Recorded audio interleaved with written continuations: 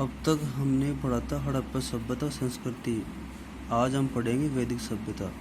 निम्नलिखित में से कौन सी एक ऋग्वेद आर्यों की विशेषता नहीं है? वे लोहा के उपयोग से परिचित थे।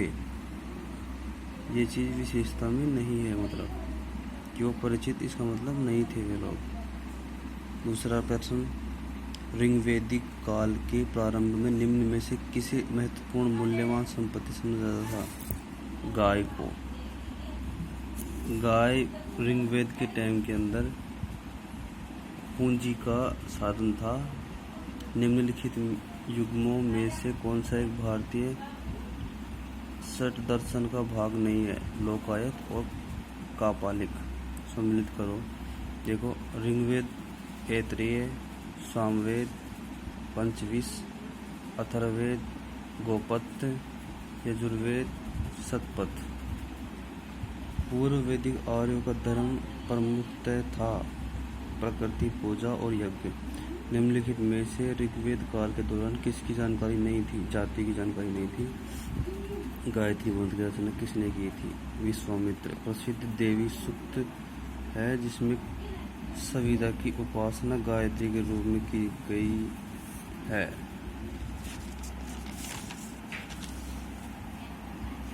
जाति एवं वर्ण में प्रमुख अंतर क्या है?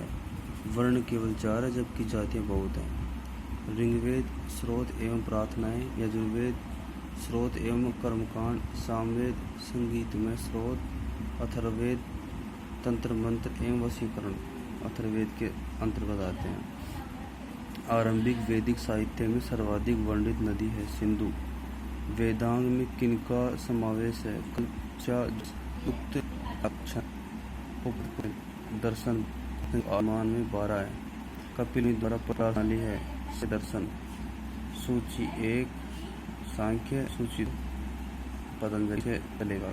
सांख्य के अंदर होगा कपिल मुनि, योग पतंजलि, न्याय गौतम, वैशेषिक कणाद या उलूक। निम्नलिखित में से कौन सा एक युग्म सही सम्मिलित नहीं है? आयुर्वेद जादू, जो कि आयुर्वेदिक औषधि होती है। बाकी देखो, शिल्पवेद मूर्ति कला होती है, गंधर्ववेद संगीत होता है, धनुर्वेद युद्ध होता है। नीचे विवाह के कुछ उदाहरण दिए गए हैं, उन्हें पढ़े तथा बताएं कि कौन से प्रतिलोम विवाह के उदाहरण हैं। ये ऑप्शन हैं, इनमें से केवल ए है कि ब्राह्मण कन्या और क्षत्रिय पुरुष का विवाह। बाकी ब्राह्मण पुरुष और क्षत्रिय कन्या का विवाह, वैश्य पुरुष और क्षत्रिय कन्या का विवाह, ये सब पॉसिबल। देखिए, इसके अंदर एक्सप्लेन क्या हो रहा है कि ब्राह्मण कन्या क्षत्रिय पुरुष का विवाह प्रतिलोम विवाह, ब्राह्मण पुरुष और क्षत्रिय कन्या का विवाह अनुलोम विवाह ये है। तो ये अनुलोम विवाह के अंतर्गत आता है। नेक्स्ट क्वेश्चन देखिए, ऋग्वैदिक आर्य द्वारा देवताओं का जो विभाजन किया गया था उसका निम्न में कौन सा प्रमुख आधार था? प्रकृति। वैशेषिक दर्शन के प्रतिपादक कौन थे? महर्षि उलूक कणाद। दर्शन प्रतिपादन वैशेषिक कणाद या उलूक, शाक्य कपिल, न्याय गौतम, योग पतंजलि। ऋग्वेद में निम्न में से किन 2 जैन तीर्थंकरों का उल्लेख मिलता है? जो ये पतंजलि आप देख रहे हो, ये अपनी वाली पतंजलि नहीं है, पहले पतंजलि हो चुकी है, उसके बारे में बताया गया है। तो 19वें का उत्तर आप जानते हैं कि ऋषभदेव और हर्षनेवी 22वें हुए थे। न्याय दर्शन के प्रतिपादन कौन थे? गौतम। वैशेषिक दर्शन कणाद, सांख्य दर्शन कपिल, पूर्व मीमांसा जैमिनी। योग दर्शन के प्रतिपादक कौन थे? पतंजलि, जो योग सिखाया करते थे। योग के बारे में सबसे पहले उन्होंने बताया। कुंभा काबुल, वयासी वयस्नि रावी, सदानीरा खटक, शत्रुंती सतलज, ये सम्मिलित किए हुए हैं। इनको आप स्क्रीनशॉट ले लीजिएगा। नेक्स्ट क्वेश्चन देखिए 23वां, धर्म तथा प्लसरित भारत की प्राचीन वैदिक सभ्यता के एक केंद्रीय विचार को चित्रित करते हुए इस संदर्भ में निम्नलिखित कथनों पर विचार कीजिए। धर्म व्यक्ति के दायित्व एवं स्वयं तथा दूसरों के प्रति व्यक्तिगत कर्तव्यों की संकल्पना था। ऋत मूलभूत नैतिक विधान था जो सृष्टि और उसमें अंतर्निहित सारे तत्वों के क्रियाकलापों को संचालित करता था। एवं भी दोनों सत्य हैं इसमें। सत्यमेव जयते शब्द कहाँ से लिया गया है? मुंडक उपनिषद अथर्ववेद से संबंधित है। वेद के अन्य उपनिषद प्रश्न व मांडुक्य हैं। अब देखिए नेक्स्ट उसे सम्मिलित करने वाला ही है।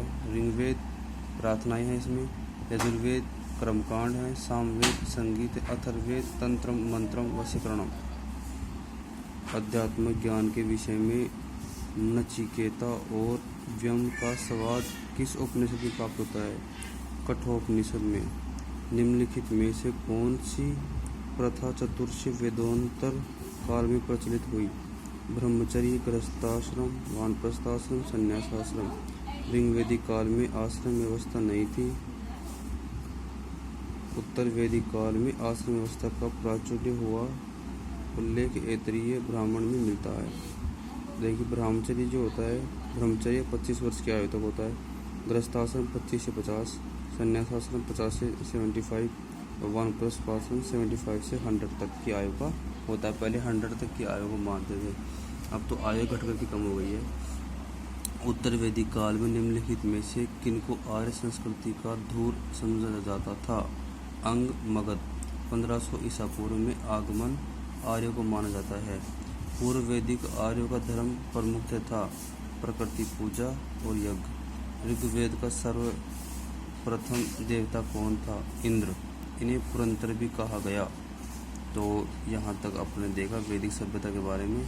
आगे हम पढ़ेंगे महाजनपद युग के बारे में। तो जुड़े रहिए, सब्सक्राइब कीजिए, लाइक कीजिए। जय हिंद, जय भारत।